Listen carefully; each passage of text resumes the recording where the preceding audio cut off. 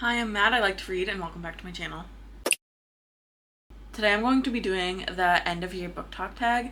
Most people did this in September, so I don't know how well it's going to work for me doing this maybe the second week in December, but I'm going to give it a shot anyway. The first question is any books you started this year but you still need to finish. I have a couple of those. The first one is The Familiar by Leigh Bardugo, and I was originally a soft DNF, but I think that this might be just like a hard DNF. This is kind of an unpopular opinion, but I think the only Leigh Bardugo that really does work for me is the Alex Stern series. I haven't particularly loved anything else that I've read by her, so I think that's what I'm going to stick with. I also picked up the second book in the Lycanius trilogy a few months ago, and I only got maybe a chapter in. It's a really big book, but I really wanted to finish the whole trilogy this year. That's not going to happen, but I do hope to finish the second book before 2025. The next question is an autumnal book for transitioning into the end of the year. I'm just going to kind of pretend that this is going to ask about winter books, not fall books, because it is December, but I do have a couple for that.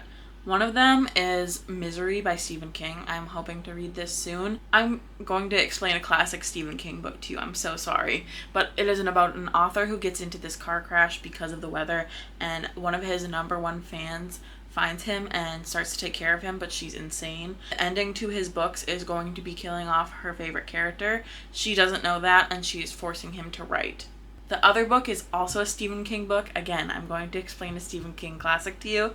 It is The Shining, and it starts out in October and goes into the winter, so I do think that it's a perfect fall to winter transitional book. And it is about a young family who takes care of an out-of-season hotel called the Outlook Hotel in Colorado, and really weird and scary things start to happen.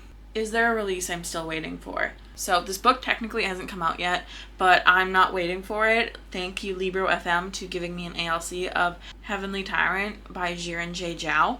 This is so good. This is the sequel to Iron Widow, and we're still following Wu. She is so insane. I love her so much. These books feel kind of disconnected.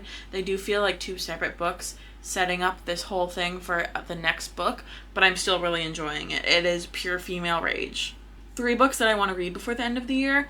I am crazy and I'm trying to read probably close to 20 books this month. I don't think that's going to happen, but a girl can dream. These 3 are my biggest priorities. I did already talk about them in my TBR video, but I'll go over them really quickly again. This is Dark Academia, Friends to Enemies, and Maybe to Lovers. I know that she's writing a 3rd book in what we thought was a duology, so that's really, really exciting. Next is Legendborn by Tracy Deonn. This is an academia setting, which I love that in a fantasy, and it's about a girl kind of coming into her powers, figuring out that she has them. This is such a beloved series. It does make me a little bit nervous to read it, that I won't love it as much as other people do, but it does seem to fall in line with a lot of my tastes, and I know that the 3rd book comes out in 2025 in like March, so I want to be prepared for that, and I know that Oathbound is significantly longer than this one, despite it being a YA series. And finally, we have Metal from Heaven. This was such an anticipated book for me, and I'm not super sure why more people aren't talking about it. Maybe it's just not coming up on the feeds that I follow, but this is a sapphic revenge story set in the Industrial Revolution in a fantasy world where there is a resource that is highly coveted, and I love a sapphic revenge story. I've read so many good ones this year, and I'm hoping that I can add this to my list. Are there any books that I haven't read yet that could be all-time faves this year still? I think I only have one. I'm reading with the anticipation of 5 stars this month, but I've read so many incredible books this year. I've read a lot that I've been putting off for a couple years, so it is going to be really hard to like crack into my top 10 of 2024, but the one that I think could do it is Blood Over Brighthaven by Emma Wong.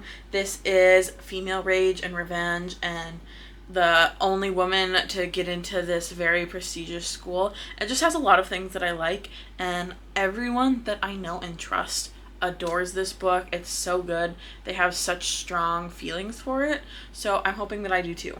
And then the last question is, have you already started your reading plans for 2025?